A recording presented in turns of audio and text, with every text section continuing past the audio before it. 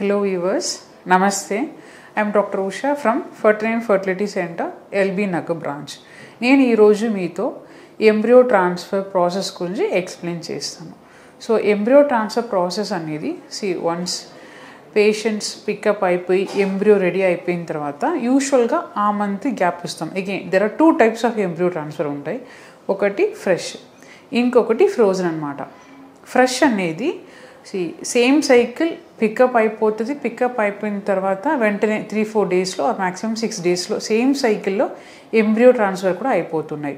దానికి fresh embryo transfer అంటాము. Frozen అనేది పికప్ ఒక సైకిల్ అవుతుంది. ఆ సైకిల్ని ఎంబ్రియోస్ ఫామ్ చేస్తాము. ఆ ఎంబ్రియోస్ని ఫ్రీజ్ చేస్తాము. ఆ సైకిల్ పేషెంట్కే గ్యాప్ ఇస్తామన్నమాట. దాని తర్వాత నెక్స్ట్ మంత్ ఒక మంత్ గ్యాప్ ఇవ్వచ్చు, ఆర్ లేకపోతే ఆ సేమ్ మంత్లోనే మనం Day 2 నుంచి స్కాన్ చేసుకుని మనం ప్రాసెస్ స్టార్ట్ చేసుకోవచ్చు.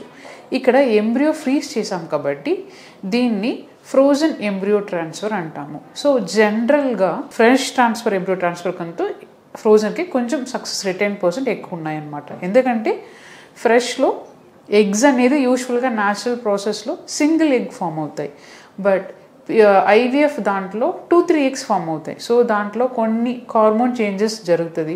అండ్ దెన్ ఎండోమెట్రియం గర్భసంచి లోపల కూడా కొన్ని హార్మోన్ చేంజెస్ జరుగుతాయి. సో జనరలీ ఫ్రోజన్ బెటర్ అనమాట. బట్ కొన్ని పేషెంట్స్కి లైక్ నంబర్ ఆఫ్ ఎగ్స్ 2, 3, 4 అట్లా తక్కువ వస్తున్నాయి. అండ్ దెన్ హార్మోన్స్ అన్నీ సరిపడే ఉన్నాయి, లైక్ ఈస్ట్రోజన్, ప్రొజెస్ట్రాన్, ఆ హార్మోన్స్ అన్నీ సరిపడే ఉన్నాయి, ఎండోమెట్రియల్ లైనింగ్ బాగున్నాయి అనుకోండి, ఫ్రెష్ ఎంబ్రియో ట్రాన్స్ఫర్ కూడా ట్రై చేసుకోవచ్చు. సో ఇదే అనమాట, fresh and frozen 2 types of ఉన్నాయి. సో జనరలీ మేము ఫ్రోజన్ ఎంబ్రియో ట్రాన్స్ఫరే చేస్తామన్నమాట మోస్ట్ ఆఫ్ ద పేషెంట్స్కి. సో పికప్ అవుతుంది ఒక మంత్, ఆ మంత్లో ఎంబ్రియో అనేది రెడీ చేస్తాము.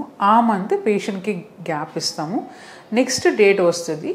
డేట్ వచ్చిన సెకండ్ డే స్కాన్ చేస్తాము. సెకండ్ డే నుంచి ట్రీట్మెంట్ స్టార్ట్ అవుతుంది. ఎండోమెట్రియల్ థిక్నెస్ రెడీ చేయడం అనేది ఫ్యూ మెథడ్స్ ఉంటాయి. జనరల్గా మేము ఫాలో అయ్యేది హార్మోన్ రీప్లేస్మెంట్ థెరపీ అనమాట. సో డేట్ వచ్చిన సెకండ్ డేలో హార్మోన్స్ బాగున్నాయి, స్కాన్స్ అన్నీ బాగున్నాయి అనుకోండి, ఈస్ట్రోజన్ అని ఒక ట్యాబ్లెట్ స్టార్ట్ చేస్తాము. మినిమం డోస్ నుంచి స్టార్ట్ చేసుకొని అండ్ దెన్ డోసెస్ అనేది పెంచుతాము. అండ్ దెన్ సో ఈ ఈస్ట్రోజన్ ట్యాబ్లెట్ అనేది ఒక 8 days 10 days ఇచ్చి దెన్ 9th day అయినా 11th day అయినా స్కాన్ పిలుస్తాము. అప్పుడు చూసుకొని ఎక్స్పెక్ట్ చేసిన లెవెల్లో ఎండోమెట్రియం ఉన్నాయా లేదా అని చూస్తాము. In case 7 to 8 mm like మేము ఎక్స్పెక్ట్ చేసేది as per books also more than 7 mm endometrium, 3 line triple line endometrium with blood supply, good supply like grade 3 grade 4 blood supply ఉంటే మనం ప్రొసీడ్ అవ్వచ్చు. In case endometrium less than 7, 6 ఉన్నాయనుకోండి, మనం treatment ఇంకా ఒక 2-3 days prolong చేసుకొని దాని తర్వాత మనం ఎంబ్రియో ట్రాన్స్ఫర్కి రెడీ చేసుకోవచ్చు. సో మేము ఎక్స్పెక్ట్ చేసిన ఎండోమెట్రియం అనేది 8 mm అట్లీస్ట్ ఉండాలి, 3 lines ఉండాలి, ట్రిపుల్ లైన్ ఉండాలి, అండ్ దెన్ మంచిగా వాస్కులారిటీ ఉండాలి. సో అండ్ దెన్ ఇప్పుడు మంచిగా ఎండోమెట్రియం ఫామ్ అయినాయి అనుకోండి, దెన్ మీకు Day 3 ఎంబ్రియోస్ ఉన్నాయా, Day 5 ఎంబ్రియోస్ ఉన్నాయా అని చూడాలి. అండ్ దెన్ చూసుకొని యూజువల్గా Day 5 ఎంబ్రియోకే మంచి సక్సెస్ రేట్ ఉన్నాయి then Day 3. And then Day 3కే సక్సెస్ రేట్ లేదని కాదు, Day 3కే సక్సెస్ రేట్ అనేది 40% 50% ఉండొచ్చు. అండ్ దెన్ Day 5 ఎంబ్రియో చూసుకుంటే 60 to 70% సక్సెస్ రేట్ ఉంటుంది. సో దాన్ని బట్టి ఇంజెక్షన్స్ ఇస్తాం. జనరల్గా Day 3 ఎంబ్రియోస్ అనుకోండి ఒక 4 days ఇంజెక్షన్ ఉంటుంది. Day 5 ఎంబ్రియో అంటే ఒక 6 days ఇంజెక్షన్ ఉంటుంది. దాని తర్వాత ఎంబ్రియో ట్రాన్స్ఫర్ ప్లాన్ చేసుకుంటాము.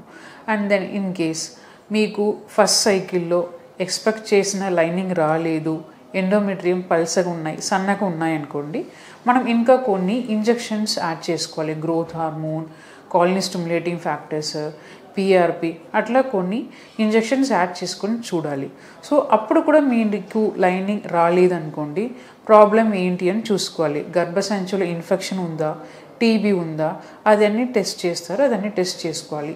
అప్పుడు కూడా మీకు లైనింగ్ రాకపోతే హిస్ట్రోస్కోపీని ఒక ప్రాసెస్లో మీ బ్లడ్ నుంచి శాంపుల్ తీసి PRPని ఒకటి, ఇట్స్ వైట్ బ్లడ్ సెల్స్ అనమాట, దాన్ని మీ గర్భసంచి లోపల ఇంజెక్ట్ చేస్తారనమాట. సో ఆ ప్రాసెస్కి కూడా మీకు గర్భసంచి లైనింగ్ మంచిగా రావచ్చు.